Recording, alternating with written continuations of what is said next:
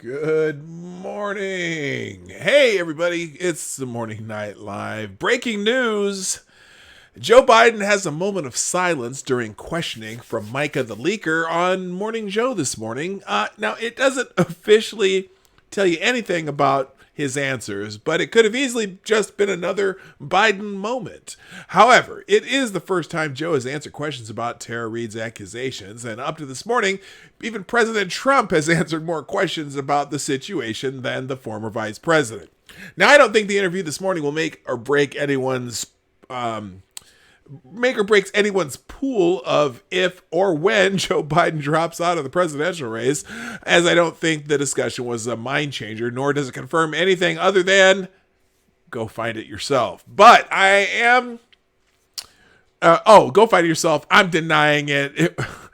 And you'll have to go get your own proof. But by the way, strangely enough, Biden's name was nowhere to be found on this morning's Twitter trends, but there were a whole lot of related items. So go figure. We'll have that and several other of this morning's headlines, plus our daily look at Twitter trends on the Morning Night Live. Welcome to the Morning Night Live. Play the intro. Ladies and gentlemen, coming to you live from the Lucky Dog studio in a hidden location somewhere in the upper Midwest of the United States of America, it's a brother making his own way, but with all the wrong opinions. Welcome to the Morning Night Live with your host, yours truly, PDawg Night. And stop the music. I am having a little trouble here. Just a second. And let's fix the chat. There we go. And hey, everybody. Hi, it's me, your host, yours truly, Marty, a.k.a. PDawg Night, as I'm known on the internet. And we do have a great show for you today. Hopefully I've got everything going here. It looks good. Okay. This morning, Joe Biden, for the first time, has addressed some of the issues regarding, what's her name? Tara Reade? You know the deal. Oh, by the way, it is Funky Friday. I don't know if you can hear it. I don't hear it. What's going on with my desktop? Why don't I hear it? Oh, because did I pull my microphone out? Or my headphones? There is no sound on the desktop. That is strange. Let's see if we can fix that. Oh, it's because there's nothing playing. Let's try the next one. Nope. Well, what the hell is going on here? Well, it's supposed to be Funky Friday. I don't know if you're going to be able to hear anything from the desktop because there is no sound coming out. Let me try it. Well, the bell works, so at least there's that sound. Anyway, before we get into everything that we're going to talk about this morning, let's say good morning to the people who are here. And that bell was actually for Donatello Slapafella, who is first in the chat today. I'll play it one more time. Also, good morning to Shia Graff, Gunfox61. Hold on now, let me check here. Yeah, it's all working. Good morning, Gunfox61. Good morning, Gunny. Good morning to Green Badger Outdoors. Also, to the Reverend Tex Watson. Good morning, sir. Good morning to Duck Dog, Chi-Town J, Tyler F, Advocatus Diaboli, the Devil's Advocate. Good morning, Cynical Lindsay, Attack Alpaca. Cryptic is in the hizzy. All right.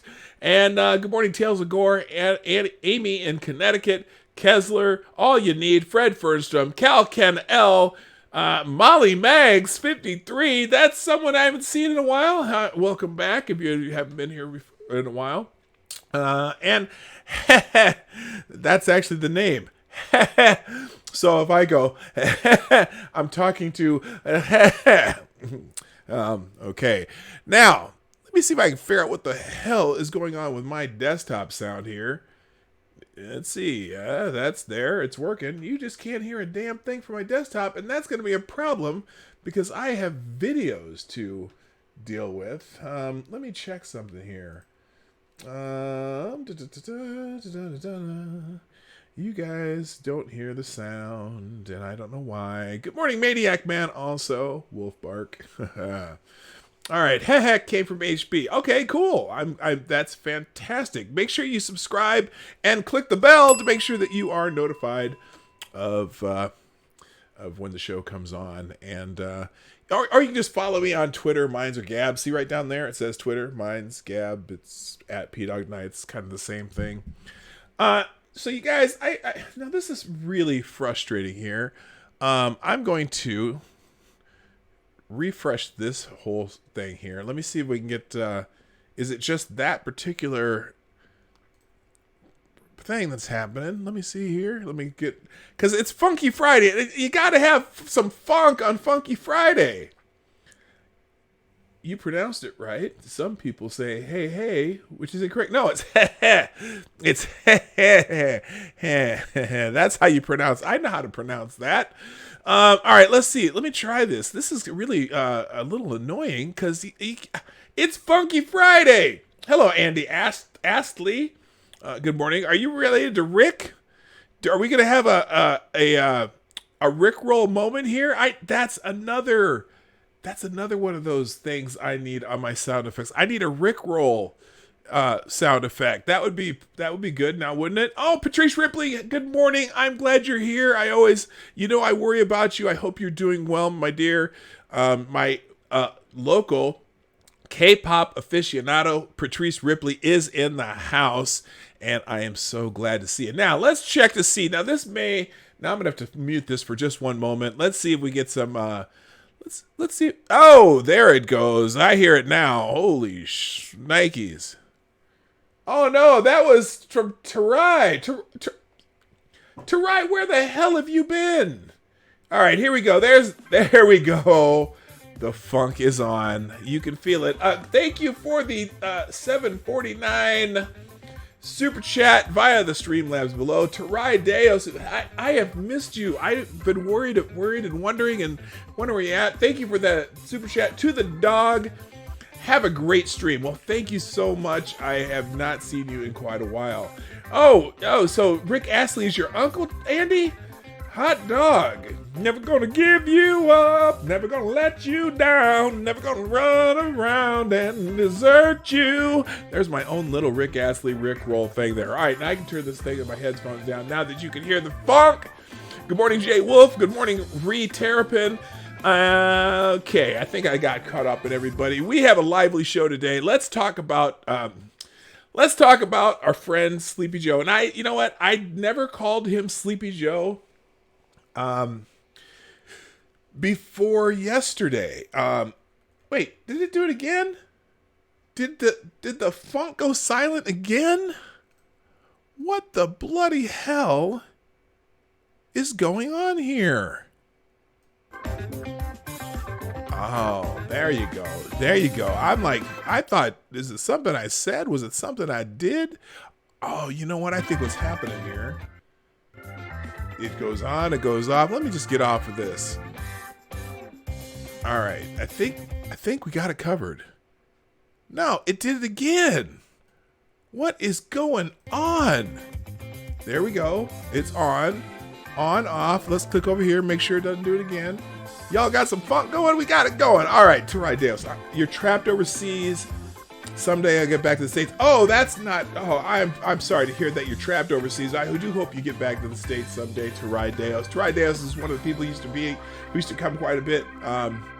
Early in the show, in the first 100 episodes, Tarai Deos was one of my regulars, and get to see him every once in a while. Or... I don't know him or her. I should probably be confirmed that. But anyway, and good morning to Black Hebrew Israelite. That's right. All right, let's get it started though. It's time to get this started because I got some things to talk about. Anyway, Sleepy Joe. I was talking about Sleepy Joe, and I never called him Sleepy Joe until I watched that little thing he had on his website with Hillary Clinton and all. And I'm like, he fell asleep when he was talking. He had an hour-long live stream with Hillary Clinton, and he fell asleep in part of the live stream. I'm like, okay, now I get the Sleepy Joe thing, because we used to call him Creepy Uncle Joe, a couple years ago when all those little videos about him, sniffing little kids' hairs and just this weird, he little over touchy-feely with the female variety of peoples, and so we used to call him Creepy Uncle Joe, and then the president started calling him Sleepy Joe, and I just never caught on until yesterday when I was looking at that thing. It was it certainly was, he certainly got sleepy. In fact, he fell asleep and then startled himself to awake. So anyway, Marty's already gonna be like a 5-hour show. I know I'm babbling, aren't I? I'm babbling. No, I don't do 5-hour shows. My show's at most 2 hours, but usually it's supposed to be an hour and a half. I have a hard time keeping it to an hour and a half. Anyway. All right. Dear God, the more I read about this, the last of the two of us leaks, the more I rage. Ooh, I got to be careful about saying that.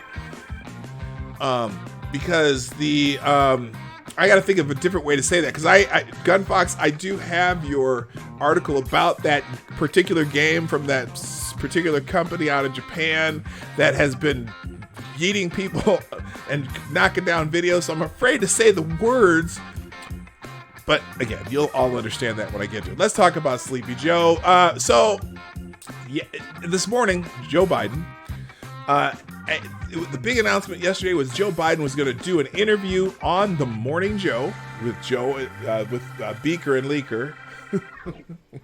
I don't take credit for that name. That was Hard Bastard who gave him that name. Beaker is Joe Scarborough and Leaker is Micah Brzezinski. You might get the Leaker part of the joke, and Joe kind of looks like Beaker. Anyway, so the big news was Joe Biden was going to do that interview on The Morning Joe this morning, and he did do that interview. And part of the thing was yesterday. Apparently, Tara Reid, the woman who's accusing him of sexual assault, said that, there'd be something in Joe Biden's Senate records, which are held in the archives of the University of Delaware. And so, well, here, let's just show you the story on that first. We'll go to this story. Let's see, couple clicks. All right, there we go. Biden refuses to release Senate records that could shed light on sex assault claims, but his operatives were set to look through them. Okay. The Biden campaign has called Tara Reid's claim false, but Joe Biden himself has not yet personally responded to the question. Now, the hilarious part about this, until today, I think President Trump has been asked more about the allegations against Joe Biden than Joe Biden has, which I think is just kind of funny. And, because yesterday in the press conference, one of the reporters asked Donald Trump about the allegations against Joe Biden, and Trump was like, well, I don't know why you're asking me. You need to ask Joe Biden. And they said something about comparing it to Kavanaugh. I said, well, yeah, Kavanaugh, I think, got a raw deal. The woman didn't have anyone who, no witnesses that said that she did anything, he did anything, and the other ones were just, crazy. They were completely false and already recanted. And I don't know why you're asking me about Joe Biden and Tara Reid. It has nothing to do with me.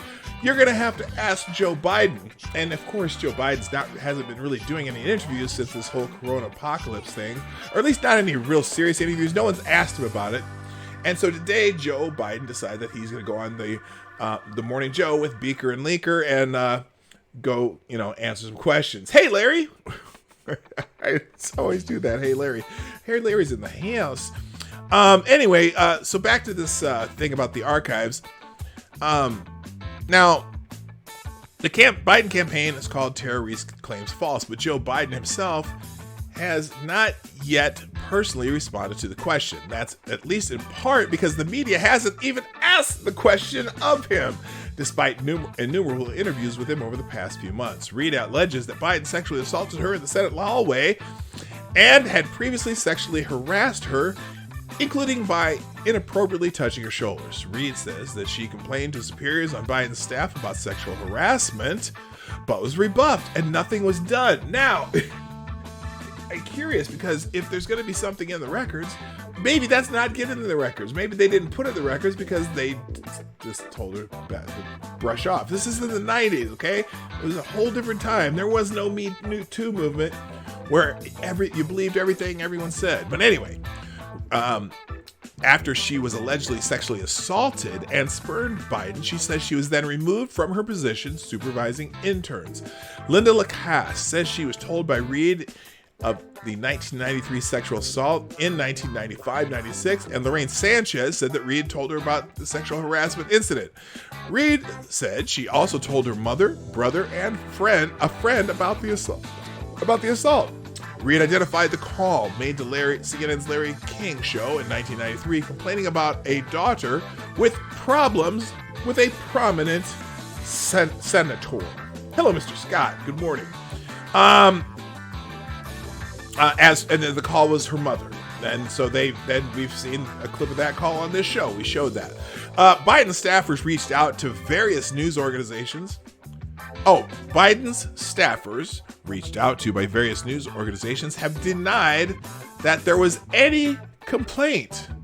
I wonder how they would know that. The campaign denied the claims in March. Katie Bedingfield, Biden's communications director, said that women have a right to tell their story, and reporters have an obligation to rigorously vet those claims. We encourage them to do so because the accusations are false. Now, Reed has demanded that he release his Senate records for review from the time by the papers. 1,875 boxes full are being held by the University of Delaware until 2 years after he retires from public life, quote unquote. But the university has refused to reveal the nature of the agreement with Biden, and Biden has done nothing to comply with requests to release the papers or clear up the issue, prompting people to question why. Why? Now, wow. Now, there's more that doesn't look good for Biden. Turns out not only is he refusing to release the papers, but the campaign is clearly curious about what's in the records and dispatched operatives on at least one. Oh my gosh, you gotta be kidding me. Dispatched operatives on at least one occasion to look through the records, according to Business Insider. Real quick, thank you for the $5 super chat, Cryptic. Okay, so Cryptic with the super chat through the Streamlabs. My grandmother used to tell us a joke. She'd say, knock, knock. We'd say, who's there? Then she'd say, I can't remember, and started to cry. Oh my gosh, that's a rough one right there. I have the music up too loud, don't I? Did I have the music up a little loud? I don't know. I'm just gonna talk louder because it's Funky Friday, and on Funky Friday we gotta have some funk. Moving on, according to the Business Insider, Andrea Boyle Tippett, a spokeswoman for the University of Delaware, confirmed to the Insider that individuals from the Biden campaign have accessed the collection since Biden announced his presidential campaign in the spring of 2019. She added that the University of Delaware's library closed in mid-March due to coronavirus. Okay, coronavirus. And that no one from the Biden campaign has gone to the library since its closure. So it's at least since March, right? Okay. So that operatives accessed the records between his announcement in April 2019 and mid-March 2020 at least once. If he's innocent and what they claimed was true, why would he have operatives look through the records? They claim there were never any complaints. So what is there to look for if their claims are true? It also raises the question if operatives have access to the records, if some might have accidentally disappeared. Oh, that would be terrible if some of the records accidentally disappeared. All right. Hello, Zombie Teddy. Yes, there is music playing. Can you not hear the music? You couldn't hear that. I'm sure you could hear it. All right. So anyway, now there is, let's see, Kaufman, who's helping Biden form his transition team. Don't you have to actually win to have one of these mean anything? Said he never met her and denied it. Oh, good God. Wait a minute. Reed said that while she didn't tell anyone in Biden's office about the alleged assault, she did complain to superiors about harassment and being made feel uncomfortable. She said she met formally and informally with several of Biden's aides, including his former chief of staff, Ted Kaufman, about her concerns, like allegedly being told she dressed too provocatively and being asked to serve drinks at a fundraiser because Biden liked her legs. She believes notes from those discussions would be in any personnel files the archives might contain. Ted Kaufman took notes when I spoke to him, Reed told Insider. He's now denying that we ever had the meeting, and I watched him take notes. Those notes would be in my personal file, along with sick days or any other kind of extra notes that I turn in, she said, adding that the archives might contain documentation of what she says was an effort to force her to resign after she came forward with the alleged harassment. And then so Cochran denied ever meeting her. Oh my goodness. Or never met her and denied it.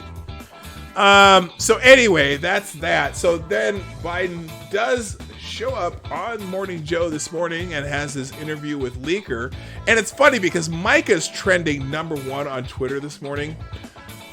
Joe Biden's name is nowhere to be found on the Twitter trends, which is, I mean, I find that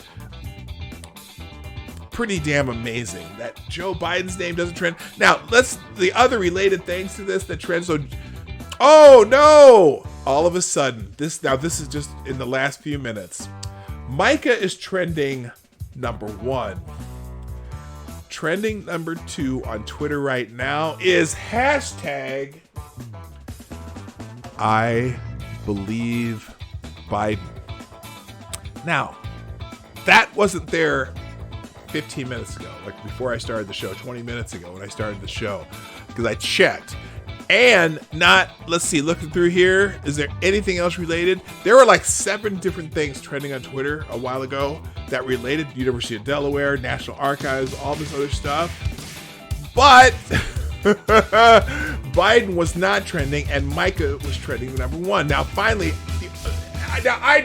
I don't buy this. This is Twitter manipulation of the trending things, right?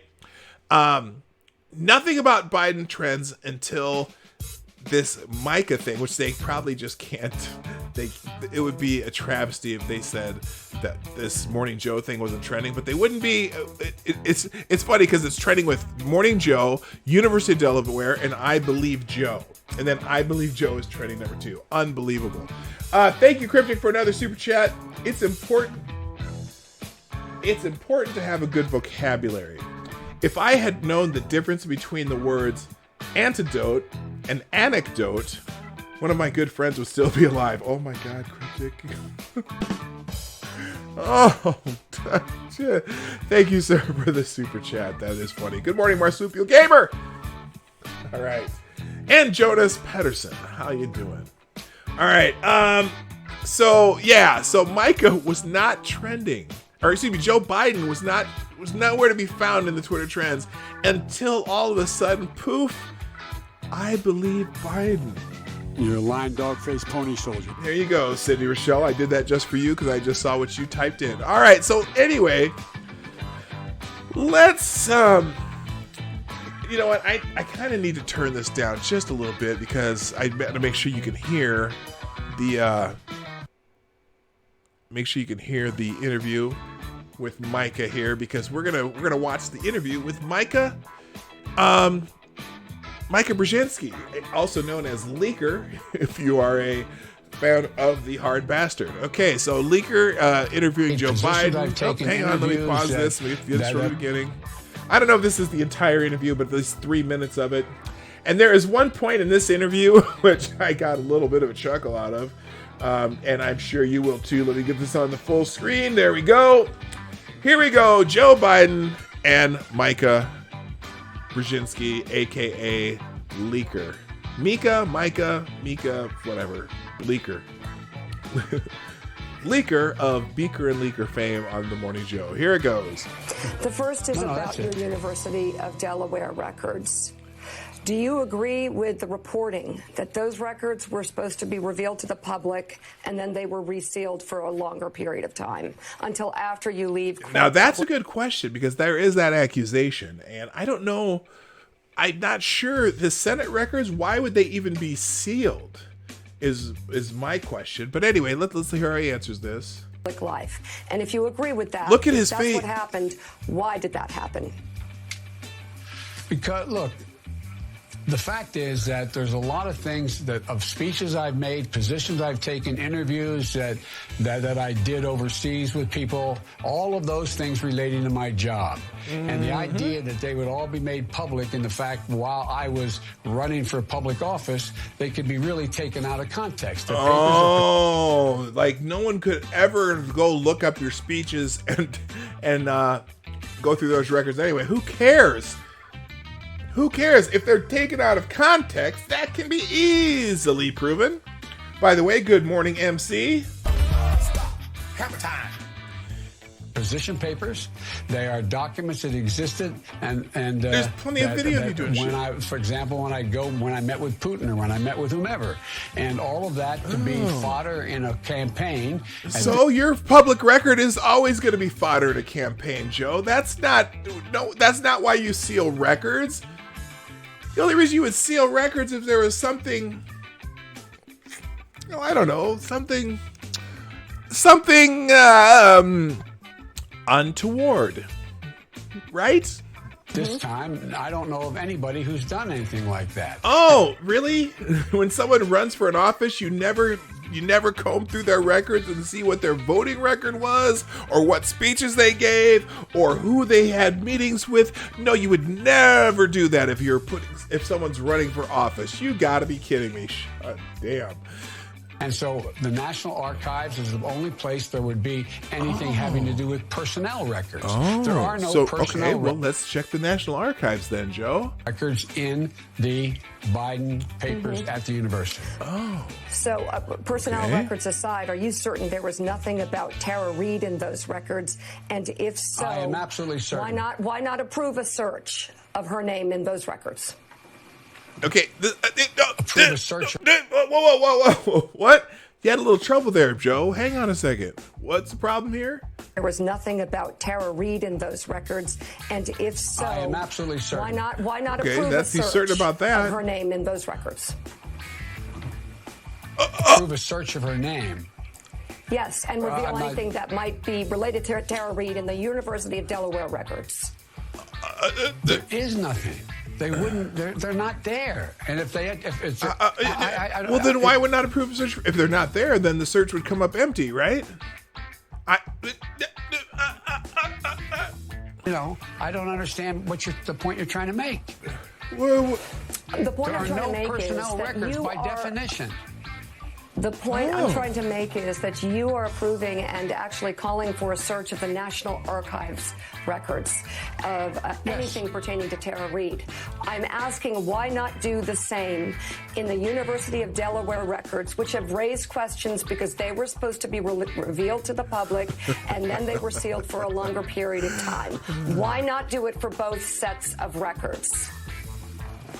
Because the material in the University of Delaware has no personnel files.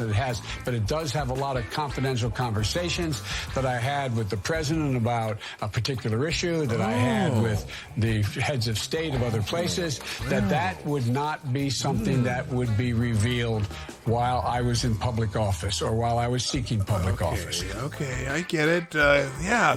There'd be some secret shit in there. Yes, okay. All right. Hey, good morning, Midnight in XL, or should I say, hey, fat, what's up? I saw what you wrote there. Anyway. It just stands to reason. The best of my knowledge, no one else has done that either. I'm just talking about her name, not anything. Yeah. Okay. I don't know why he doesn't understand the question. Why? If it's not, then why would you even be worried about it if someone did a search for name? If her name's not there, then you have nothing to worry about, I would think. But anyway, let's see here. Wait a minute. Do you think the senators in their archives, whatever, did the senators ever have their kind of a so-called personnel record, like just some record of things they did or things that might have complained about them or whatever? And look here. Let me put a big old fat caveat on top of this right now. I am not claiming either for or against Tara Reid, whether her accusations are true or not. In fact, it's funny because there was a time, in fact, I named this stream, what the hell did I name this stream? I can't even remember now. Let me take a quick peek here. What did I name the stream today? Hang on here. Else. Nope, stop. Here we go. I named the stream, Credibly Accused or Due Process. And it's funny because I think it was Nancy Pelosi was being asked about this, and she used to use the word, in fact, a lot of the Democrats used to like to use the words credibly accused. And that's supposed to have a lot of weight on whether or not you are supposed to believe someone if they're, especially giving their political affiliation, which is probably the bigger factor, but they like to use the word credibly accused. And now all of a sudden, yesterday, and I can't remember which interview it was, Nancy Pelosi used the words due process. I'm like, whoa. Because again, during the Kavanaugh mess, it was always about credibly accused. You were credibly accused. But now it's, well, we must have due process. Well, isn't this part of due process? Is it just me, or is this part of due process, looking through the records and seeing if there was a complaint way back when and talking to people and all that stuff? The change in terms is quite interesting. Anyway, let's continue with the interview here. Oops. Trying to make is that it just stands to reason. The best of my knowledge, no one else has done that either. Oh, yeah. No one else is. I'm just talking about her name, not anybody else in those records. Now, kudos to Mika or Leaker, which I call her Leaker. Kudos to Leaker for at least pressing him a little bit on this. You know, it's funny because MSNBC normally would just ride with the Biden tide, right? They'd just be like, oh, well, Joe said it's not true. We're going to continue with that theme. And as you see on the internet, if you watch people talking about this on Twitter or Facebook or any place else you happen to see people on the internet, they're just like, I believe Joe. And in fact, it's trending on Twitter today, but she at least pressed him a little bit. So I got to give her credit for pressing him a little bit. Search for that. Yeah, this is the part where this moment of silence. The moment of silence. Poor Joe. Joe is frustrated, and I'm surprised he didn't have an outburst. Well, he finished the question. Listen to this moment of silence. This is the moment of silence heard around the world. I'm just talking about her name, not anybody else in those records. A search for that.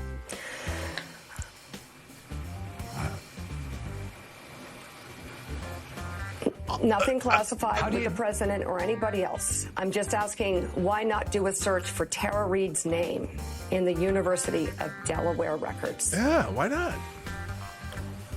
Look, I mean, who does that search?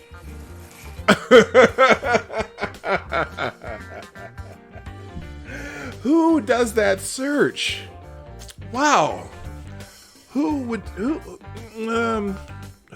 do that search? Well, if the records were accessible, I'd imagine that there'd be hundreds of news organizations be interested in doing that search. Apparently, you let some of your campaign staff into the archives over the last, 8 or 9 months to do some searching and whatnot. So I'm just curious. I don't know. Who would do that search? I don't know, Joe. I don't know. Say it ain't so. I don't know.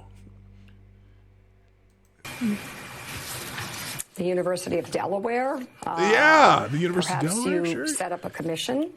Set up a commission? I don't know. Whatever it is. How about the press? How about the heroes of the apocalypse? Journalists.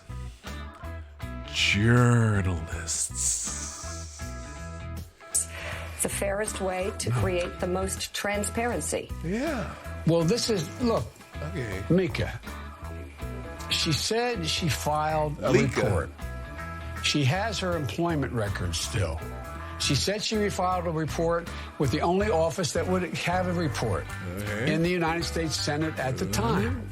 If the report was ever filed, it was filed there. Period. Okay. If All you right. could speak directly to Tara Reid. All right. So anyway, she did more of an interview, but that part was the part that was the most interesting. I still find it fascinating that that Joe Biden. Oh, I believe Biden's trending #1 now. You notice one thing that's not in that trending list. Well, you didn't notice it because you didn't scroll through it. Tara Reid's name's sure not trending in the list. But Morning Joe, University of Delaware, I believe Joe's #1. It's funny how that works. I believe Joe is trending #1 on Twitter. So there you go. There you have it, folks. On this wonderful Funky Friday. Real quick, let's do a couple thank yous. Thank you to Marsupial Gamer, Chi-Town J, Tim Gersh, RVA, Cindy Rochelle, Cynical Lindsay, Skookum. Not Skoopkums. Well, I missed that. Anyway, all the people who have been tweeting out the show, I greatly appreciate it. Also, I might as well do the old shill right now. The Morning Night Live is brought to you by you, the viewers of the Morning Night Live. Please share the stream. I'm trying to grow the channel, get up to 1,000 subscribers before July so that I can do live streams from the road on my mobile phone, and also so that we can do super chats. I know some of you can't use the old Streamlabs link, so we can get YouTube super chats. By that, I definitely have the viewing time, and I just need to have that many subscribers. Also, I think I am going to do that campaign I was talking about, because I was chuckling this morning. I spent a lot of time on the Joe Biden YouTube channel, just watching a few of the videos on there, and I thought, you know what? I have a much better channel than Joe Biden, and I think I should have more subscribers than Joe Biden. Now, Joe Biden has 47,000 subscribers. Now, that's a lot. That'd be a lot. That would be about 49 times the subscribers I have right now, or something like that. But I think we should. That would be the Joe Biden challenge. Let's get PDawg more subscribers than Joe Biden. And so, if you happen to see me tweet anything about that in the next few days or so, please retweet it and tell everyone you know to retweet it, and we'll see what happens. I think it would be great. Anyway, good morning, Selecta Boy. That's right. Oh, wrong one. Selecta Boy. Yeah, boy. Also, good morning to Renovasio. Welcome to the show. And all the people lurking. I know a lot of you either listen while you're driving a truck or at work or just doing other things. Please, thank you for being here, and I appreciate all of you. Good morning, Sean DW, and also Facts Over Feelings. Now, let's see. They're making way for Big Mike, aka Michelle Obama, to be the Democratic candidate in November. Joe Biden is just a distraction. You know, we read the article yesterday where that Hill article where they said Hillary is waiting in the wings just in case Joe needs to step down. They could just pull Hillary in. Oh gosh, I don't know.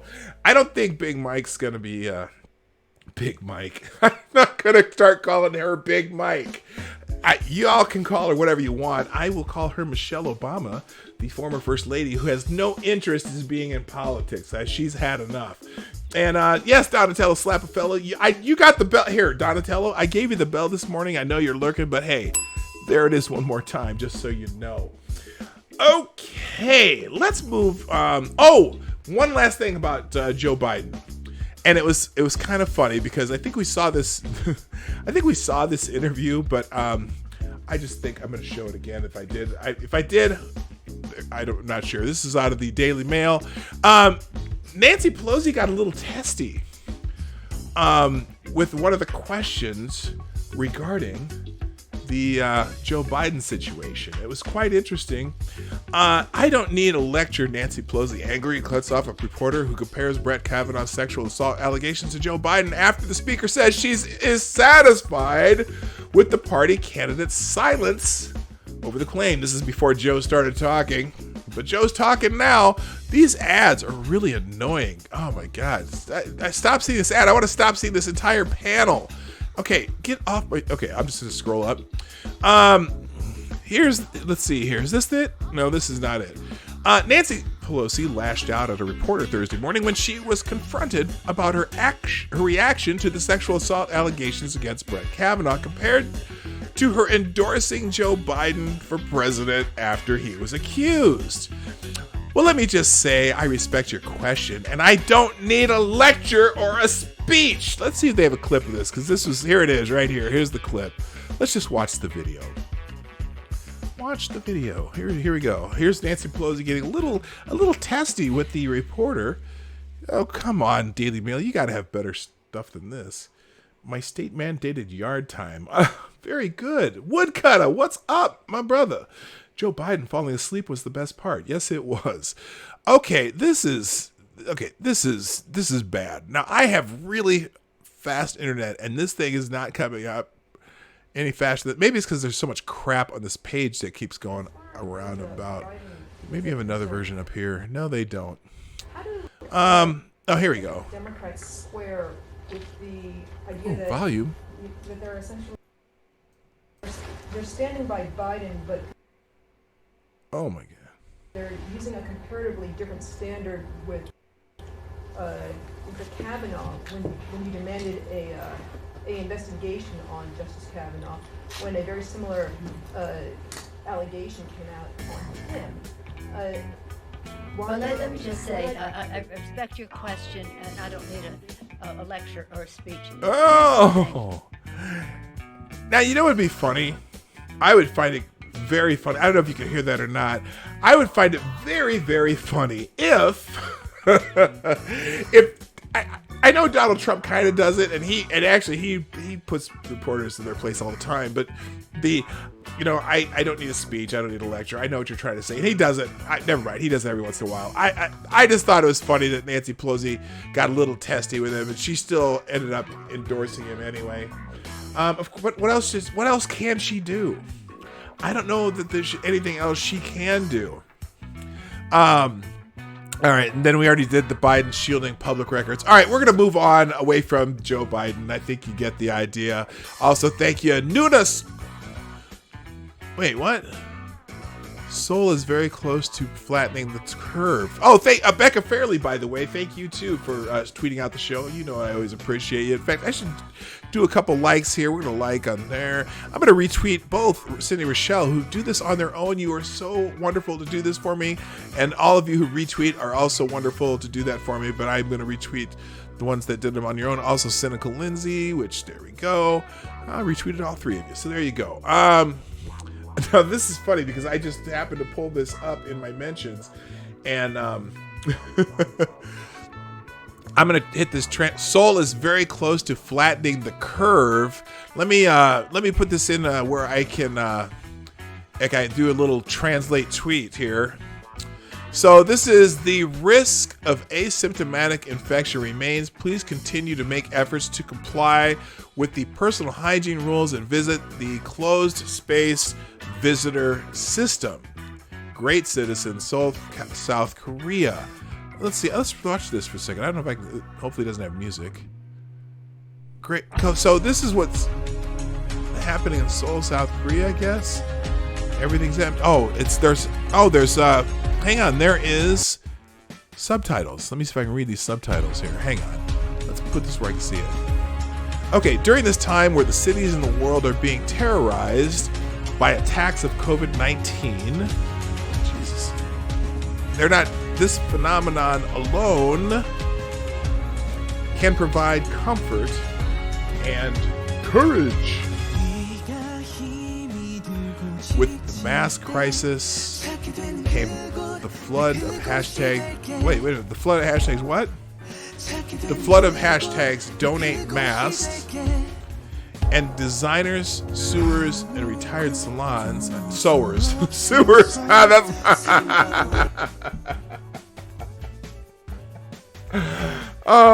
yeah, designers, sewers, and what did it say? Designers, sewers, and retired tailors. Okay, that's sewers. And retired tailors all came together to make masks to donate. When doctors on the front line broke down from fatigue, other doctors volunteered to work in screening centers to donate their allowances to on-site medical caretakers. When a mass outbreak occurred in the building of Gaju, locals began to voluntarily disinfect the neighborhood. Upon seeing this, citizens began to participate. And Gyeongcheongu, okay, here read that. This act continued on end. A university student in Seoul developed a mobile app called Corona Map while investing his own money to operate the server. As officials of Seoul metropolitan government began to donate blood, office workers and students joined in the act. A 9-year-old child saves his allowance to deliver his heart to an elder.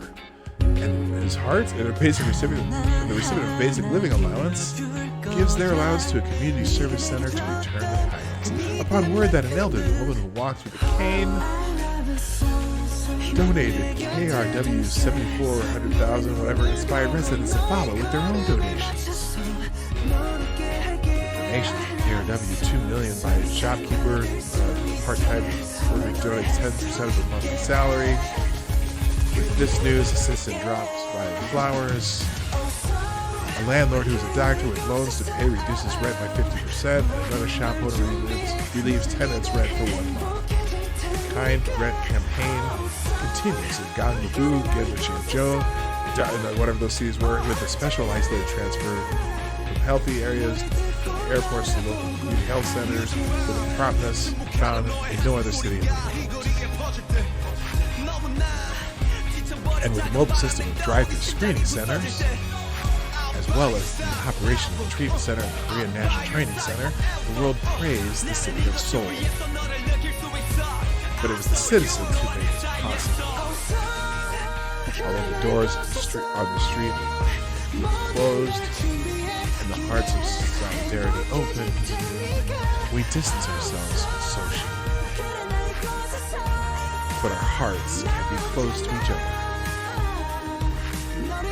Okay, and I can't do any of that. Seoul's vaccine will always be its citizens. Seoul, we're all heroes. So that's a pretty inspiring message from South Korea. You know, South Korea again has had this experience before when it came to SARS, and it was really it hit Seoul, it hit most of Asia hard, including Seoul. So it's interesting. That's pretty flattening the curve. Seoul really never had much of a curve to start with. But anyway, and I don't know if, it's obviously due to the quick actions, early actions. They are an isolated country. The only way to get into Seoul is pretty much by airplane or boat, because there's that border with North Korea and they're on the end of a peninsula. So it's very isolated. I keep saying this. The United States keeps getting compared to places like Seoul or South Korea, Iceland, Taiwan, which are all, for all practical purposes, island nations. You can't compare a nation that has that much control over access when we have a country where certain people say just let everybody in no matter what. Okay, imagine if we had tried to shut down travel to the United States on January 1st, when they first said that this was when the Chinese actually first reported this virus to the World Health Organization, or on January 24th, the day after the World Health Organization said there's no evidence of human-to-human transmission. Or even when they declared it a health emergency of global concern, a public health emergency of global concern. That's not a pandemic. That's a public. Listen to the name of this. They didn't declare it a global health emergency, and for some reason, a couple weeks ago, they put out a tweet saying, "Well, we said this was a global health emergency on such and such date on the January 30th." No, they didn't. They said it was a public health emergency of global concern. That's a low-level classification when it comes to the World Health Organization. It is for that it's saying that something's breaking out in this country. It is of global concern, but you know what? You don't have to restrict travel. You don't have to change your behaviors, blah, blah, blah, blah, blah. And in fact, the World Health Organization criticized the United States for restricting travel from China at the time. They said it was an unnecessary step, and lots of people in the United States said it was unnecessary. And for weeks, for the first couple weeks after that even, they were saying, well, this is an overreaction. This is no more than the flu. You can't get this. And we're talking about the same news anchors on TV who are now saying, well, Trump didn't act soon enough. Trump didn't do this. He had like to a whole 7 weeks of not doing anything, which is bullshit anyway. They were doing plenty of shit. But so good for Seoul, South Korea.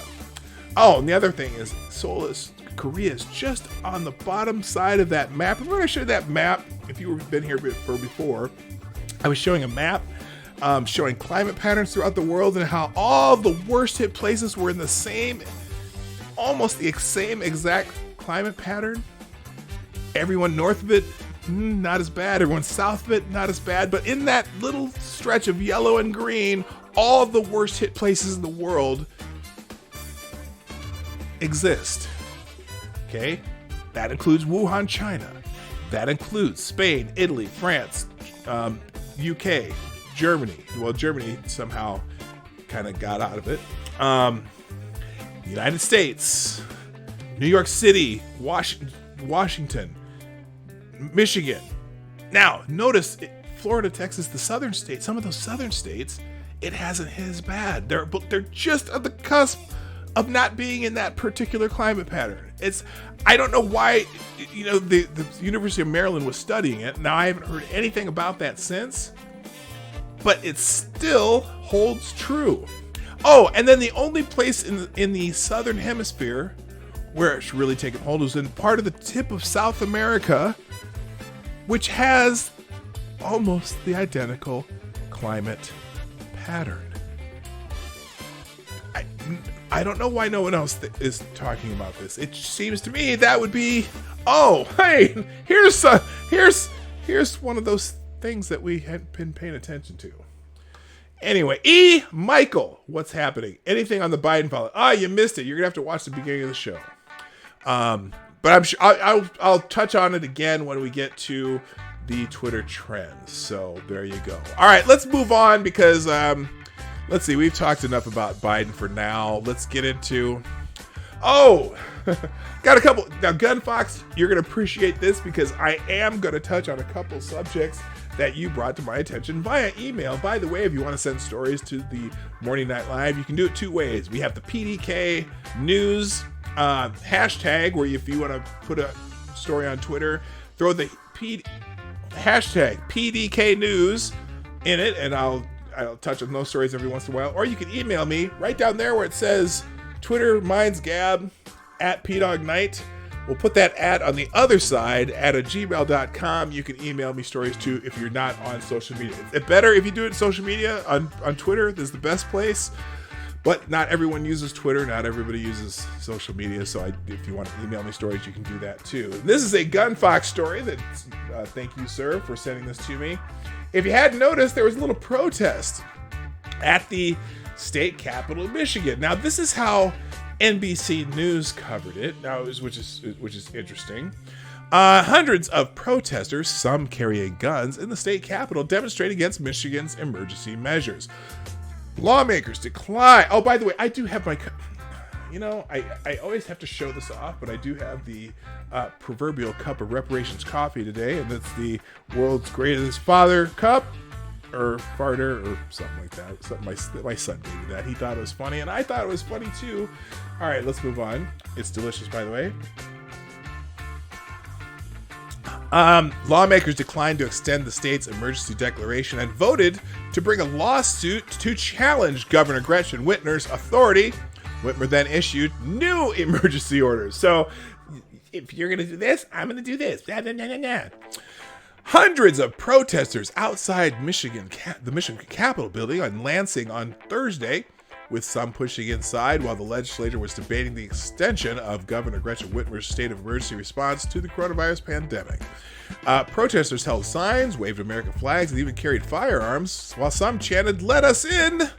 And "This is the people's house, you cannot lock us out." Others tried to get onto the House floor, but were blocked by state police and Sergeant at Arms. According to NBC affiliate WDIV of Detroit, the state police spokesman told MSNBC News that it is legal in Michigan to carry firearms as long as it's done with lawful intent and the weapon is visible. So it has to be open carry, it cannot be concealed carry. Now, this is described a couple different ways. Here's someone named Ron Melanie or whatever. Protest move inside the Michigan Capitol. Crowd attempts to get on the House floor. Lots of Michigan State Police and House Sergeant at Arms blocking the door. And this is the scene at the building there. Here's 45 seconds of this. They're yelling, "Let us in, let us in." Now, I found something fascinating about one of the tweets I saw about this, and it got hundreds and hundreds of retweets. Hello, irate prostate. Hundreds and hundreds of retweets. Now, if you look at this crowd, one of the things, I'm going to pause this for a second. So as I'm looking at this, there was someone who tweeted and got hundreds and hundreds of retweets that said, "Gunmen storm the Michigan Capitol building," and then said that state police were there protecting Governor Whitmer. Now, as I look, now I know that there is one picture that there was like 4 guys on a balcony, and one had a gun, a rifle on his back, shoulder harness, whatever, on his back. But if you look at this picture, now I know it's hard to see. You might, especially if you're on a small screen. I don't see a single weapon in this picture. And the tweet was, and the headline was, "Gunmen storm the Michigan Capitol." Now, I see lots of smartphones taking video and pictures. I see one woman, like there's a woman over here, you can't see it right now, but a woman with a cane. And this was the picture that they had. This was the scene that they were showing. And I'm going to show this again. Look through, as you watch this, do you see? I'm not seeing the gunman. I don't know about you, but I am not seeing the gunman that she's talking about, or this guy was talking about. Not a single weapon in this whole picture. But, they have to sensationalize it somehow. They got to make it sound like, oh, these are bad people. Yes, they're just whatever, they're terrible, terrible people. People are bad. People are frustrated, I don't know how you can't understand that. Michigan United for Liberty organized the protest, dubbed the American Patriot Rally, to call for the reopening of businesses. State lawmakers who are Republican-led in both chambers on Thursday night declined to extend the state emergency declaration before it expired at midnight. Instead, they voted to bring a lawsuit to challenge Whitmer's authority and actions to fight the coronavirus pandemic. The Democratic governor quickly issued new orders, stating that an emergency still exists, while also declaring new 28-day states of emergency and disaster. So she wants to extend it almost another month. I can relate because Minnesota, they've extended to May 18th, and I still have not figured out why. But, what are you going to do? Let's see. Republican lawmakers are putting their heads in the sand. Oh, this is what Whitmer says. Republican lawmakers are putting their heads in the sand and putting more lives and livelihoods at risk. You know, there's both the government and the people need to tone down the anger a little bit. Yeah, I agree, but here's the thing. I don't know that they're in the State House protesting. I don't know. Where am I at? The Emperor's naked. Eddie Whitmer, who's facing backlash, says her strict stay-at-home mandate extended the order earlier this month until May 15th, but she eased some restrictions on public activities as the state coronavirus cases stabilized. Michigan, however, still has more than 40,000 cases and is one of the hardest hit states. And then here's the picture. Now, here it is. This directly above me. Men with rifles are yelling at us. Some of my colleagues who own bulletproof vests are wearing them. I have never appreciated our sergeant at arms more than a day. Men with rifles. Okay, this guy does not have a rifle. I've seen this before. This guy doesn't have a rifle. Does he? Oh, maybe he does have one on his back. It's hard to tell. This guy does not. This guy does. This is the guy who has one strapped to his back. Anyway, officers took protesters' temperatures as they entered the building in Lansing. Now that's interesting. They're taking your temperature at a protest. So, anyway, yeah, there was a whole lot of hubbub on Twitter about that. Be right back. Need my super cereal. Okay. Anyway, all right. What else? Oh, here's another one from Gunfox. Now this is one. Oh, this is actually what I brought up. I found. Now, remember how the other day, I think it was about a week ago, Joe Biden was saying that, made some crazy claim that the president was going to try to postpone the election because of coronavirus. And then they asked the president in the next day of the press conference, you know, hey, Joe Biden says you're going to try to move the election, which, you know, everyone wants to say Trump the dictator, right? And Trump's like, well, where'd he get that idea? And then he also says, well, I doubt if Joe Biden said that. I'm sure just one of his staffers typed that in for him. Hello, Ray Lewis. And so now it's funny because the dictator who's never going to give up power, even if he gets elected out, well, here's an AP story from Zeke Miller, who, I don't know if I trust him, but anyway, just in case, Trump to prep for transition in case he loses.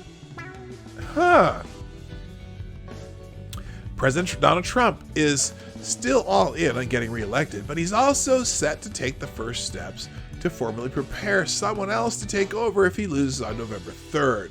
Trump is standing up a council under the first deployment of the Presidential Transition Act by an incumbent running for another term after Congress moved in 2015 to better ensure continuity of government when the president hands it off to another. Making sure presidential candidates are ready to take charge of the federal government became a priority after the September 11th attacks, but the effort takes on new urgency because of the coronavirus pandemic and associated economic turmoil. The relevance of transitional planning has intensified since it could be the first election since 1932 where we've had more than 20% unemployment, more than twice as high the unemployment rate in 2008, said David Marchick, director of the Center of Presidential Transition at the Nonpartisan Partnership for Public Service. You add that to the health crisis and the potential for a virtual transition, the degree of complexity has increased significantly. Now, I wonder why Zeke Miller decided to trot this out. Anyway, under the act, Trump must name members of the Transition Council and a senior White House employee to chair it no later than 6 months before Election Day. So, you know why he's just in case Trump to prep for transition in case he loses? Because that's the law. That's the law, you morons. Oh my God. But it's funny, you know, yeah, they made a story out of this. Trump preparing in case he loses. Well, it's 6 months before the election. That's going to be the way it works for every president from now on. I just thought this was interesting that they decided to trot this one out today. Anyway, one more. Now, this is one where I can't really say all the words in the article, but apparently Geeks and Gamers DMCA'd by a Japanese foreign country that makes PlayStations for discussing can I say this without saying the name of the game? Because apparently, even if you just say the name of the game or talk about it in your stream or video, they could take down your video with a copyright strike. What you can, in fact, here I'll just point to it with see the cursor here. That's the name of the game. Censorship. We recently reported that Japanese company that makes PlayStations and some bad puppy, which is, you can read there, were copyright striking and issuing Digital Millennium Copyright Act DMCA's claims on channels and social media accounts for anyone even remotely talking about this game that is let's see, the final of many people's, like me, piece number dose leaks. I don't even know how I can say it. Here, say it in the chat. Type it in the chat. Hopefully I won't get a strike for that. Some of the channels being hit aren't even showing any of the leaked videos or images. They're being hit with copyright strikes for simply talking about the leaks. Jeremy from Geeks and Gamers was livid about the strike he received on April 29th, 2020 during a stream. He notified his audience about it with a tweet. Here's Jeremy Prime saying, "That company just hit us with Gaming with Geeks channel with a copyright strike. Good job. I'm sure this will make fans feel better about the game." And there's the part of the tweet there. Hours later, he explained that there were no images or video footage from the leaked videos on display in the live stream, yet the channel received a copyright strike from that company that makes PlayStation, and the video was taken down just for talking about the damn thing. Holy shitballs, Batman. Jeremy Prime, I'm not doing anything until I talk to my lawyer about this in the morning.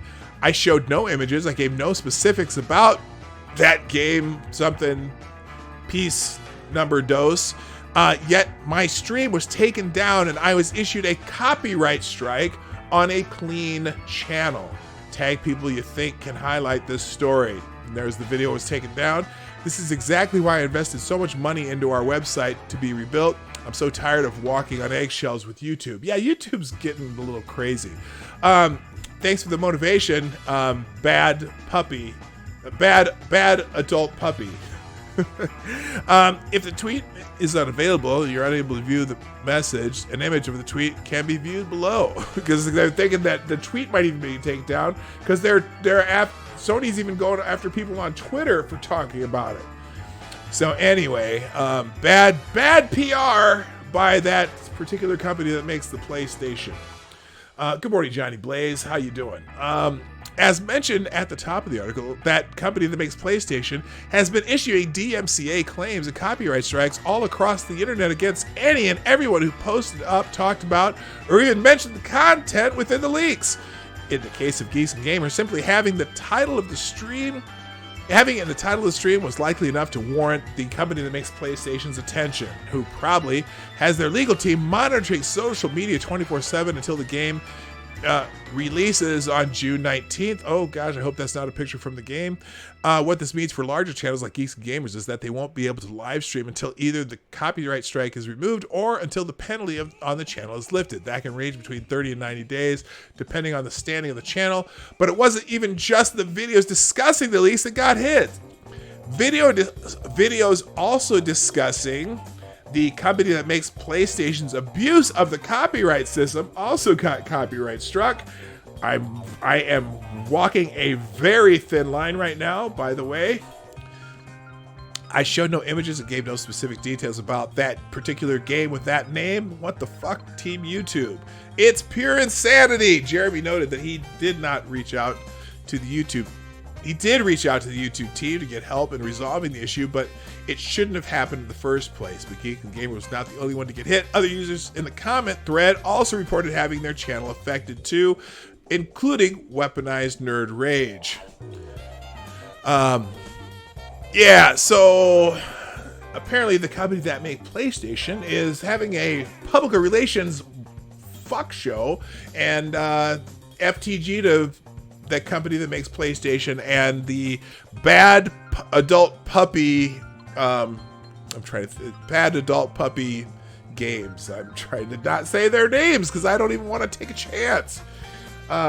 So that sucks for anyone who talks about games. And anyway, there's the name. I hope it doesn't. Oh god. Good. I took it off the screen. Anyway, not a good look.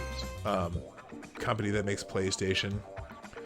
And the final article of the day. You know how the Democrats have been pushing for $15 minimum wage.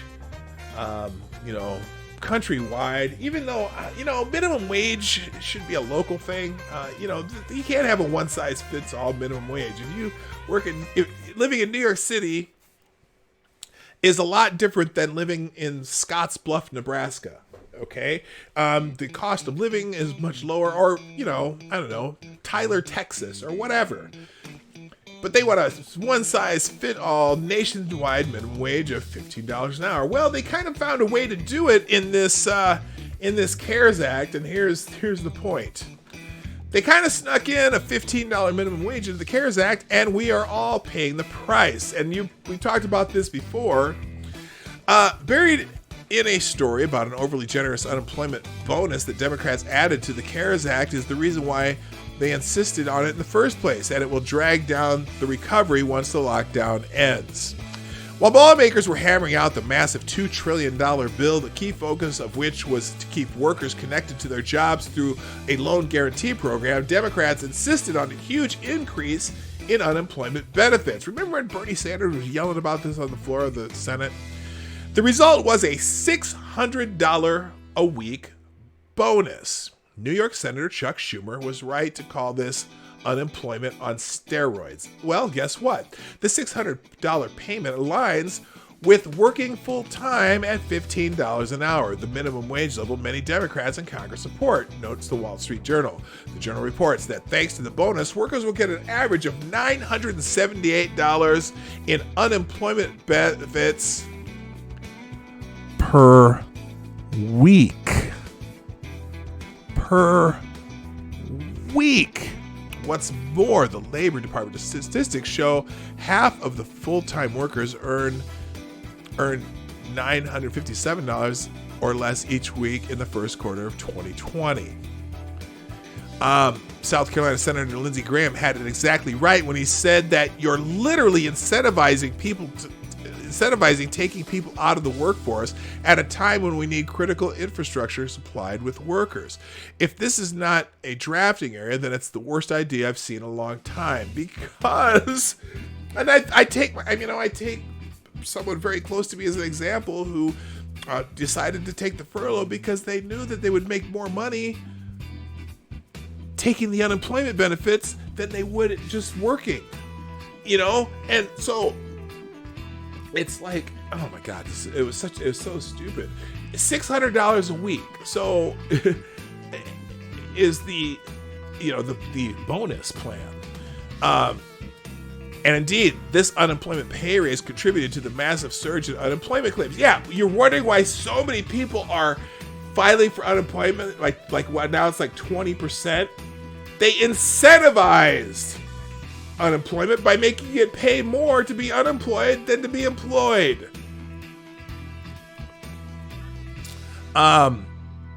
Indeed, this unemployment pay raise contributed to the massive surge in unemployment claims. A Heritage Foundation report published on Wednesday finds that this just this one provision will cause almost 14 million more people to file for unemployment benefits than would have otherwise.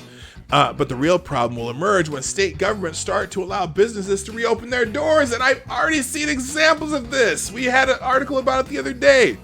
By setting the de facto wage floor at $15 an hour, Democrats will make it harder for companies to lure people back to work who were making less than that. It wasn't an article. I was talking to a guy, a friend of mine at work, and he was saying that his daughter, who's started a job just 2 months ago at like $11 an hour, got laid off 2 months into her job. And so now she's getting, in Minnesota, I think it's like 2/3 of your pay is unemployment benefits, plus $600 a week. So she's making almost twice as much money being unemployed than being employed. And so what happened is her company has asked her to come back because they're starting to ramp up their business again. And she's like, oh, do I have to? I'm making more money now than I would if I was working there. That's the problem. You've incentivized being unemployed. Now, so somehow they need, now, of course, Bernie Sanders and AOC and all the what they call it, whatever that guaranteed Andrew Yang shit. Okay. They're all going to be like, oh, no, you can't. You're just going to get mad because they're getting an extra $600 a week. Well, Bernie Sanders, who made that big speech on the floor of the Senate, you're just getting mad because they might get a little extra money than they normally would. Yes, you idiot. Of course. Yes, Bernie Sanders. Now everyone understands why this was a stupid idea. UBI, thank you. Okay. The journal provides one prime example. Tracy Jackson, 50, of Nacogdoches, Texas, started receiving unemployment benefits after losing her job as a cook at a college. Her benefits totaled $1,200 every 2 weeks, almost twice what she would earn on the job. She wants to return to work, but being stuck at home has given her time to reflect. The extra money she receives in unemployment benefits has made her conclude that she had been underpaid at her previous job, earning $10.30 an hour after 5 years. Now, in Texas, the cost of living is pretty low, and probably in Nacogdoches, Texas, because you can't find a job for under $12 an hour where I live. Very few places, even the fast food joints are paying $12-13 an hour here. But that's, who knows? The cost of living may be different there. It may be a part-time job. I don't know. But now she's making $1,200 every 2 weeks on unemployment. Tracy, the government, we the people can't afford to pay you that if you're not producing anything. So it's got to go. She said, I like the college. I really do, she said, but they're going to have to come up with more money if they don't, or I'm not going to be there. Well, you're not being paid to do anything right now. You're getting... Anyway. I think you get the point. I'm not reading any more of this article because it's time to go on to Twitter Trends, and I just can't do it. I can't do it. Anyway, that was all my articles for today. I think it is. Let me double check. Did I miss one? I already read that one. I did that one. Okay, I think I'm caught up. Why did I save this? Okay, and by the way, just back in my notifications here, thank you, Tyler F. I know I've thanked you already, but Tyler F. Marsupial Gamer, Sci-Town J, Tim Gersh, RVA, Becca Fairley, Cindy Rochelle, Cynical Lindsay, all of you who've tweeted out the show. Also, some of you may have done it without my knowledge. Thank you for everyone who shares this with people on here. And in fact, who's one of my new viewers, came over from the Hard Bastard. I always have to thank Hard Bastard because Hard Bastard has gotten a lot of the people who've come over from there. Also, a lot of people from Ranting Monkey, Satsu 2 Cents, Scribe Light, even got a few viewers. I think Sinatra Says mentioned me once, and I know I got a few subscribers from that. So all of you have come from somewhere, and definitely not from the YouTube recommendations, because YouTube doesn't like channels like mine. But that's okay. Thank you, thank you everyone who has been sharing out the show. You've helped me grow, and I really, really appreciate it. All right, let's move on to some Twitter trends. On top of the Explore tab today, let's guess it's gonna be, oh my God, it's not coronavirus. It's something called Upload TV. Watch now on Prime Video. Huh? Okay, I don't care. Oh, that lady's gonna walk on water, and he fell in the water. I don't know what that means, but anyway, so that's not. But COVID is on the top of the thing. Let's get the COVID update today. This page is a timeline of tweets with the latest information and advice from the CDC. So Governor Kristi Noem, the fine individual from the state of North Dakota, oh man, is she a smoke show? While other states dictated to their people, we trusted South Dakota. We trusted South Dakotans to make the right choices to help fight COVID-19. For weeks, South Dakotans have made good choices for themselves. Oh shit. Good choices for themselves. You know what? Here they go. Made good choices for themselves, their families, and in turn, their communities. I know they will continue to do so. This is the one time, in the first time in my life I've ever said these words. Wish I lived in South Dakota. As South Dakota gets back to normal, let's continue working together to keep ourselves and our communities healthy. Let's make smart decisions, and let's never forget, together, we will get through this. Hey, I think she should make a video like South Korea did. Just saying. We trust South Dakota to make the right choices. Okay, this is Maddox who's making fun of this. Authorities, South Dakota man accidentally shoots Lyon County man in the butt. Okay, but that has nothing to do with COVID-19. And bond set at $500,000 for South Dakota man accused of killing mother. Well, Maddox, I think you can find stories like that in pretty much every state. And in fact, I'll bet you for every one story you'd find in South Dakota like that, you'd find 50 stories in Illinois, New York, and Florida about that, especially with all the Florida man syndrome. So, whatever. Was that AP Gasly's project before they split the two? I don't know. Oh, you guys are talking about something. Okay. Easy to claim when you have the population density of roughly 10 people per square mile.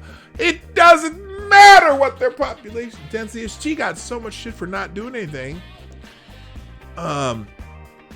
Yes, they lost some people in a nursing home. Every state's lost people. Oh, man. Anyways, there's people dragging her. As a Californian, I say thank you for upholding your oath and refusing to dictate and restrict the freedoms of your constituents. If you tell enough people that they need to stay away from each other, they'll do it. You don't have to shut down the whole damn state. Anyway, more on this. Let's see. What else is on the thread here? Bill de Blasio's doing he's doing a press conference. Let's see. Anything here. Governor Andy Beshear of Kentucky.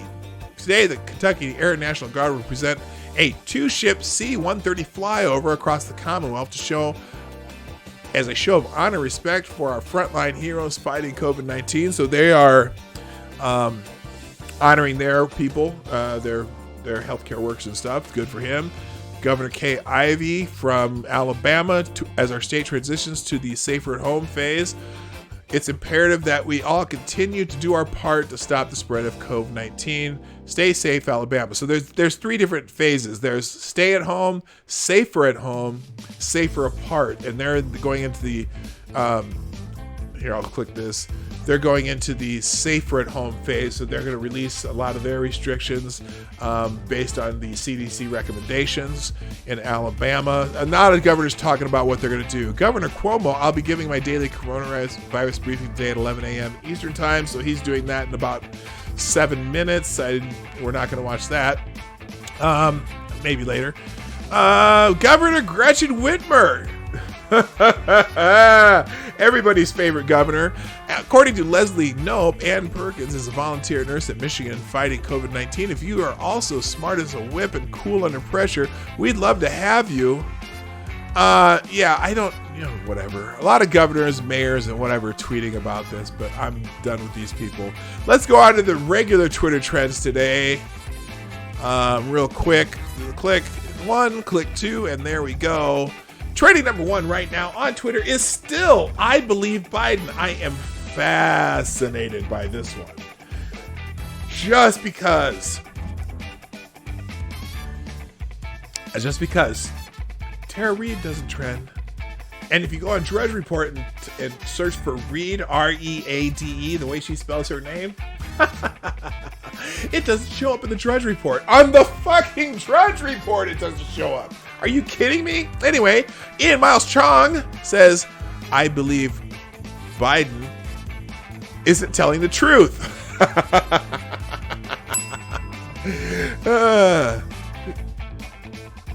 Released the University of Delaware records. You're a lying dog-faced pony soldier. Will Chamberlain says, weird that I believe Biden is trending and unsealed Delaware isn't. Twitter with their thumb on the scale yet again. CJ Pearson, the same people tweeting I believe Biden tried to malign Kobe Bryant on the day he died by bringing up decades-old allegations. Oh, damn. CJ Pearson's starting to get woke now that he's about to go to Howard University. Greg Price, imagine tweeting this and then tweeting I believe Biden. Yeah, this is that. Is this? Oh, that's a whole 15. Oh, I'm not going to do that again. Benjamin Dixon, Democratic activist, Democrats promoting Bloomberg made me realize the current establishment had zero integrity and never intended on engaging in good faith with us. The way the same establishment has destroyed I believe women and replaced it with I believe Biden is a brutal wake-up call for others. Oh, damn. Now, Benjamin Dixon is, I think he really was following, he was a Bernie guy. I think he was a Bernie guy, so not happy. Bill Madden, I believe Biden, 3 red flags. Okay, so he has red flags on Reed's story. Reed's story has changed more often than the daily orange shades of Trump's skin tone. Well, that's original. Oh, is Trump orange? I didn't know. Thousands of Russian trolls and bots are pushing the story daily. Yes, Mika Brzezinski, aka Leaker of the Beaker and Leaker combo at the Morning Joe, is certainly a Russian troll. Rose MAGA. Oh, he's calling Rose McGowan Rose MAGA now. Oh, isn't that cute? Rose MAGA is desperately pushing the story to undermine Biden and help Trump. Rose McGowan can't stand Donald Trump. Sorry, Bill. I just gotta break that to you right now. For all the Trumpers out there who suddenly care about accusations, 25 women have accused Biden of Trump of sexual misconduct. Yeah, we hear about them all the time. 7 have accused Biden of sexual misconduct. If I had a cricket sound, I would be playing it right now. Lots of people talking about this one, though. Micah's cutthroat questioning of Biden is the start and end of his presidency. Listen to his hesitation. The Biden campaign didn't prepare him for this. Don't be oblivious. You of Delaware has to reveal the evidence. I believe Tara, not I believe Biden. Now, is this a Russian bot? No, this is somebody who went to Wellesley College, that bastion of republicanism, progressive policies and news, justice and peace activist, organizer, human lives versus corporate profits, Medicare for all, GND, not me, us. Oh, this is a Bernie person, but yes, a Russian bot who's been on Twitter for however long and has 8,900 followers. Yes, this is one of those Russian bots they're talking about. I believe Biden should answer what Tara Reade's mom was saying in this deleted 1993 Larry King episode. Freedom of the people, fuck the press. And that's probably someone who supports Trump. There's no prior indications of this kind of behavior from Biden. He has been vetted. Yes, there's Biden, a creepy thing, the little girls and stuff. It's always been kind of weird, but I'm not gonna make any accusations. I believe Biden because Obama is an extremely good judge of character with a crack vetting team. I could do this one all day, but I'm not going to. We're gonna move on. All right, trending number 2 is May Day. Now, in some parts of the world, this is the celebration of communism around the world, and or at least celebration of workers. Okay.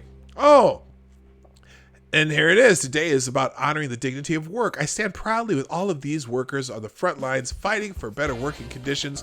Their safety and well-being is more important than corporate profits. May Day. Well, some people think that working so you have money to feed your fucking family is important too, right? Not just about, now granted, if people want to negotiate with the companies and in collective bargaining to have better working conditions, I have no problem with that. But I feel fortunate that we're eating because sometimes you gotta eat. Oh, and there's my son. Hello, son. How are you? I haven't seen your package yet. It is on his way. Okay, all right. Say hi to the son. We call him the boy. He's in the house. He came back from the cabin. Amazing. Anyway, all right. Let's see. Moving on. More of May Day. A lot of people pissed off at Amazon on May Day, I guess. All of y'all can stand with abusers, no problem. When you can definitely stand. Then you can definitely stand with workers. No Amazon, Whole Foods, Trader Joe's, Instacart, no Target. Solidarity with workers. May Day, May 1, 2020. Okay. So we're talking about, okay, everyone, 8 hours of labor, 8 hours recreation, 8 hours rest. Okay. Happy International Workers' Day. COVID has exposed the people we couldn't do without. And it's not the bankers or corporate tax dodgers. The struggle for freedom and justice is a long one. Our gains are won, not granted to us. Okay, there you go, Nadia. There you go. By the way, please don't contact anyone I talk about on Twitter or anything like that. Let's move on. Mika is trending. We're going to skip it because we've talked enough about Joe Biden and Beaker and Leaker. So moving on, Friday feeling we'll skip. Friday morning we'll skip. Believe in Bam Bam Day. Happy birthday, Bam Bam. Wait a minute. Now, which Bam Bam are we talking about? Are we talking about Bam Bam from the Flintstones? Are we talking about Bam Bam Bigelow? Are we talking about... There's another Bam Bam. I can't remember who that is. Let's find out who... Oh, God. You know what? This is a K-pop thing. Patrice, please, in the chat, if you're still here, please inform the chat who Bam Bam is. It is... yes, Bam Bam 1A, you're loved and appreciated by the whole world. All that you are is all we ever need, and nothing ever will change that. Believe in Bam Bam Day. Apparently, someone named Bam Bam, a K-pop person. Johnny Blaze, you don't know who Bam Bam Bigelow is? I suppose you got to be a little bit older. Bam Bam Bigelow was a wrestler in the AWA, and he was also in WWF when it was still WWF, and he had flames tattoo on his head. He was a bald head with flame tattoos, and he wore a flame suit. And he's this giant, huge dude who was a WWF professional wrestler. Okay, enough about Bam Bam because this is a K-pop thing. I'm moving on. Bandcamp is trending. Remember that one time in Bandcamp? Today is the day. Bandcamp is again foregoing its share of revenue from sales made on the platform to support artists. Oh, there you go. Okay, Bam Bam is from Got7 and it's his birthday. Okay, happy birthday to Bam Bam. Thank you, Patrice Ripley. I can always count on you to fill us in on the K-pop things. All right. Okay, so if you're into getting music... Happy Bandcamp Day. Don't cross the picket line. Support your friends on Bandcamp instead. Okay, so apparently Bandcamp is they're dropping. Anyway, Bandcamp's a place where you can buy music and support some artists. And today is the day that they waive fees to support the artists. Okay, so a lot of people put their personal music on Bandcamp. Yes, Bam Bam is the baby in the Flintstones. Yes, it's let's see. Pebbles is Fred and Wilma's daughter, and Bam Bam is Barney and Betty's son. And so there you go. That just me being the Flintstone aficionado. All right, moving on. Happy birthday, Gigi. This is kind of a sad, but it's a memorial to Gianna Bryant, who perished in that helicopter crash with her father, Kobe Bryant. So people are paying tribute to her. She was actually a very good young basketball player. Was at 14 was already being scouted by some colleges and stuff. Gianna Bryant, known as Gigi, died in a helicopter crash in January alongside 8 other people, including her father, NBA legend Kobe Bryant. The promising basketball player would have celebrated her 14th birthday on May 1st. And so some people are doing tributes for Gigi today. And rest in peace to the Bryants who perished in that crash. New month is trending just because every time there's a new month, the first day of the month, that trends. University of Delaware is trending because that's where the archives for Joe Biden are. I'm not going to click it. Miami Dolphins is trading Charles Harris. He's trending right now. He's a defensive end. And let's see, Happy Principles is trending. Oh, I'm not going to answer that right now. Happy Principles is trending. Don't know what that is. Oh, it's Principals Day. Okay, so people who want to celebrate the principal of their kid's school, or kids who want to celebrate the principal of their school, today's the day to do it. I'm not going to spend any time on that one. Mental Health Awareness Month. Friday Thoughts is Friday Thoughts. I got to have at least one Friday thought. Not a Friday thought, but a Friday thought. Let's see. Too many managers hire the smoothest talker instead of the person with the will and skill to excel in the job. Interviews should start with auditions, not questions. Let candidates show how they learn, solve problems, and collaborate. That's interesting. Job interviews are broken. There's a way to fix them. That's an article. I'm going to put that. That's a New York Times article, which I'm not. Most people can't do those anyway. Never mind. Cat lovers community. New kitten. A new kid will turn your house upside down and at the same time make everything seem right. That is just funny, watching the cats watch the same little thing at the same time. That's cute.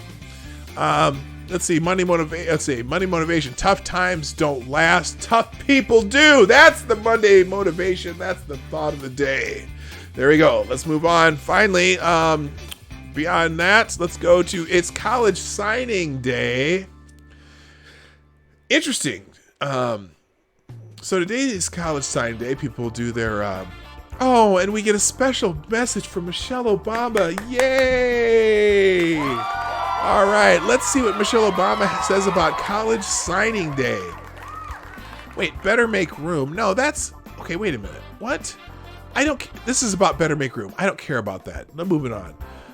College Signing Day, a lot of kids are going to be figure out where they're going to accept scholarships for certain things. And so probably a lot of people on here deciding whatever, College Signing Day. Okay, all right. If you have a kid who's signing for college, just go show off on Twitter.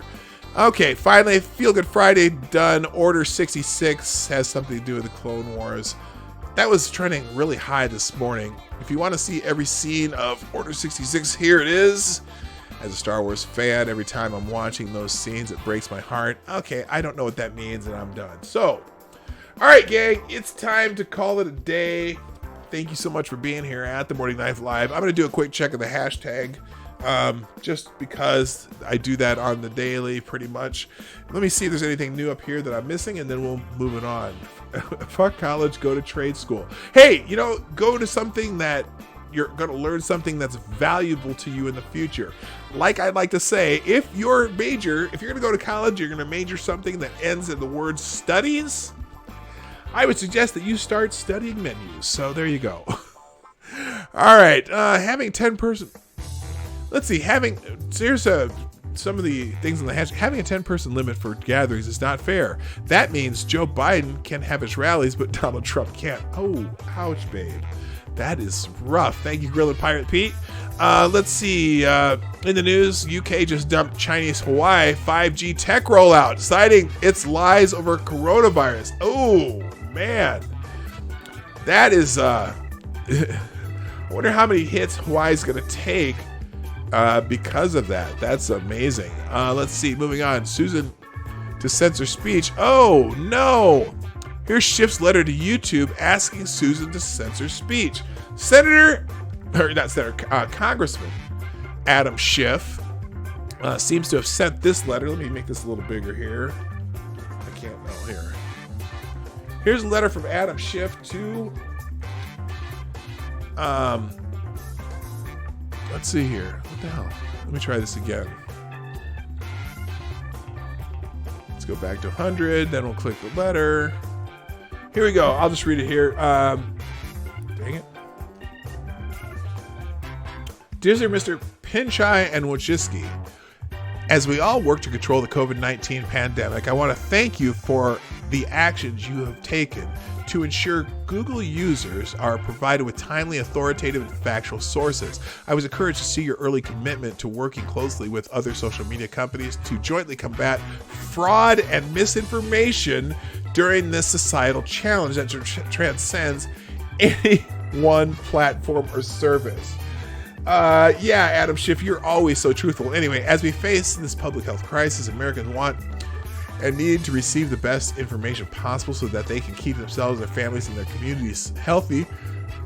I commend you for steps you have already taken to highlight information from official health sources and to remove or limit content that promotes harmful medical information. YouTube's commitment to remove videos with information that is medically unsubstantiated or contradicts World Health Organization recommendations is an important action to protect the health and safety of billions of users. The recently announced policy of adding links to fact-checking sources for certain searches is a further step towards directing users to accurate health information.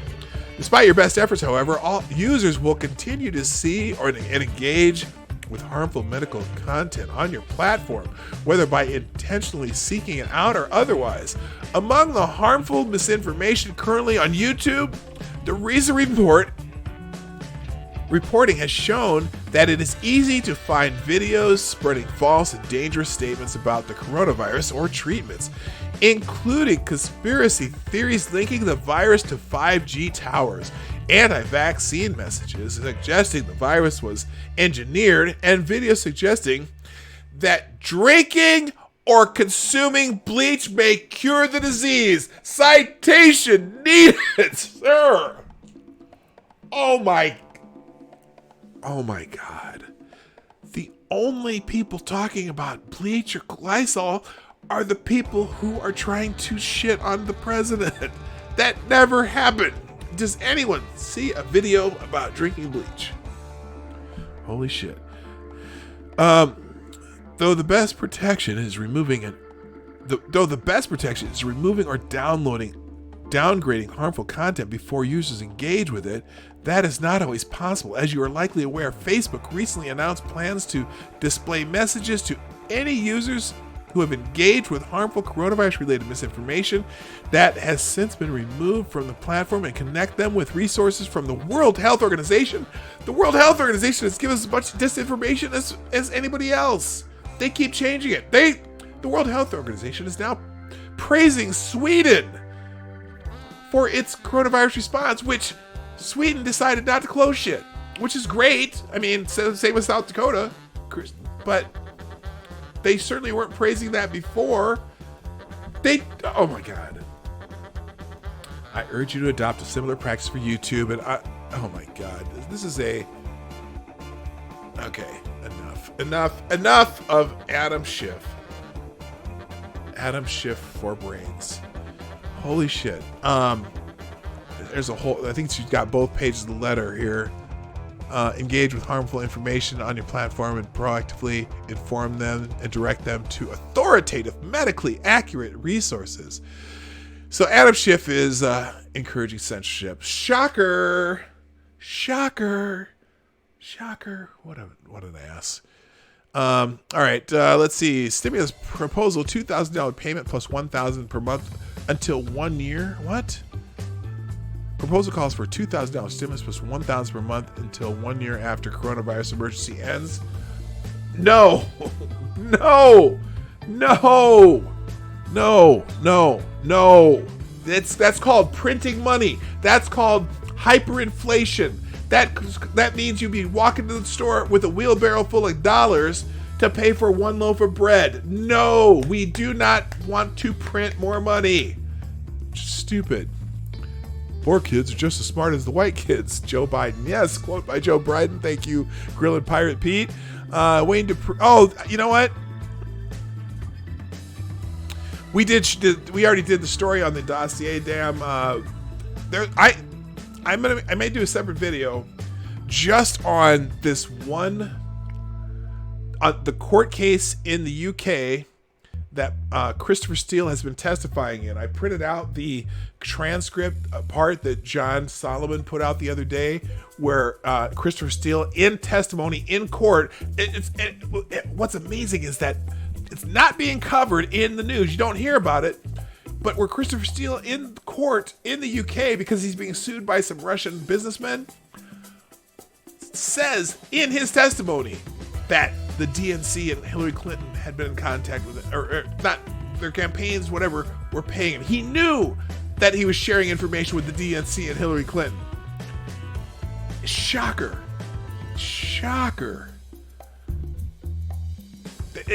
It's all going down someday, people. I don't know when, but it's going to. Nadler, thousands more will die if Trump rushes to reopen. Thousands more will die if Trump doesn't reopen. You know, okay, let me just finish up with this today. Because someone made this argument the other day. PDawg Night, Temp Table Smoke Show. I'll check that out later. So I replied to somebody regarding that exact question. Someone named Rob. Oh, here's the one where Rob Gill, multiple armed gunmen storm Michigan State House. State police are protecting Governor Whitmer and blocking the gunman from gaining access to the House floor. Remember this? I showed you this, and there's not one gun in this video that he puts here. Not one. Not one person with a gun or anything. There were the two guys with guns on the balcony. That was it. Anyway, let's see. So this is Jake Tapper. He promotes this story in Politico, and this is just the most despicable thing I've seen so far. No, there's a lot of despicable things. Jake Tapper tweets, provocative column by Harris Politico. Admit it. You are willing to let people die to end the shutdown. And first of all, the article I may do something about with later, but my reply to that, I suppose it depends on what you're willing to let people die of. COVID-19? Or how about despair, starvation, suicide, lack of hospitalization for other conditions? Which option is going to save more lives? At this point, I'm going to guess if you let this go on much longer, there are going to be a lot of people dying of starvation, despair, suicide. They can't get into hospitals for other conditions that they probably should have went to the hospital for, but they're afraid because of COVID-19. You're willing to let grandmother die. They keep saying, you're willing to let grandma die for the economy? No.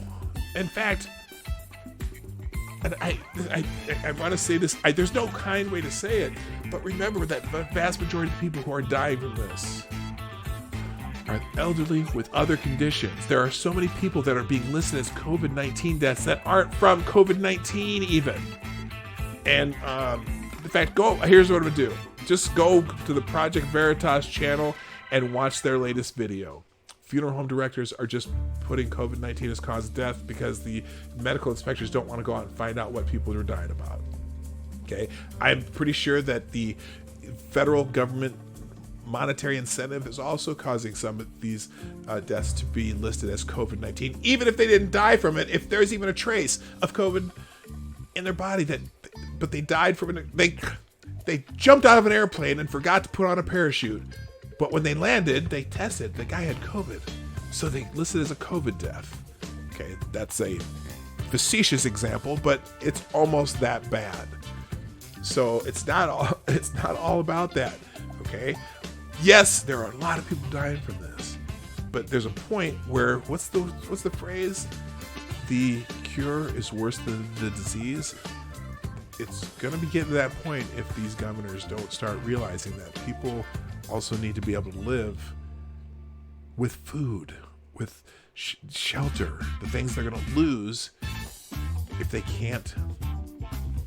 You know, there's no one to make food, no one to provide food, no one to farm food, no one to bring food to market. Then you're going to lose a lot more people than just what we're losing to COVID-19. You know, in 1968, 100,000 people in this country died from the flu. In fact, a couple years ago, 60,000 people died from the flu. There's a point where you cannot protect everybody.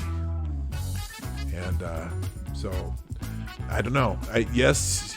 It's not that they're willing to let people die in the shutdown, but we do want people to live too. And that's my thought of the day. Okay, moving on. I got to go, people. Thank you so much for being here on the Morning Night Live. We're here Monday through Friday, 10 o'clock Eastern, 9 o'clock Central, 2 p.m. GMT for people around the world who use that to figure out what's happening in our part of the world. So thank you so much for being here. On your way out, make sure you hit the like button. That's that thumbs up, except for Duck Dog with a single thumbs down every day. And if you would be so kind to share the stream out. If you're watching after the fact or watching live, either one, share the stream. If you're watching after the fact, put a comment in the comment section so I know you were here. And if you want to help us out financially, you can do that through the Streamlabs link in the description down below. Soon, once we get to that big old 1,000, we'll add YouTube super chats also. Thank you again to Cryptic and to Rydeos. Welcome back to Rydeos, by the way. And everyone who's been in the chat participating, it's been great. I really appreciate you all. I hope you all have a fantastic weekend. I don't know if I'll do a bonus stream this weekend or not. Every once in a while I do that, so watch your notifications or your Twitter feed to see if I pop one of those out. But anyway, that's it for today, folks. I gotta go. My name is PDawg Knight, and I'm out of here. Bye. Hey, this is PDawg Knight, and thank you for watching today on the PDawg Knight channel. If you have an observation or remark you'd like to make about this video or my channel, I absolutely welcome you to write it in the comment section down below. I really look forward to hearing from you. And before you go, if you like what you saw but you're not already subscribed, please make sure you hit the subscribe button and definitely click that bell that pops up afterward so you'll be notified when I post new videos or when we go live. I broadcast my live show, The Morning Night Live, Monday through Friday at 10 a.m. Eastern, 9 o'clock Central. A special thank you to all supporters of this channel who share our videos on social media and who make donations through the Streamlabs link, which is also in the description down below. Thanks again, and until next time, I'm PDawg Knight, and I'm out of here.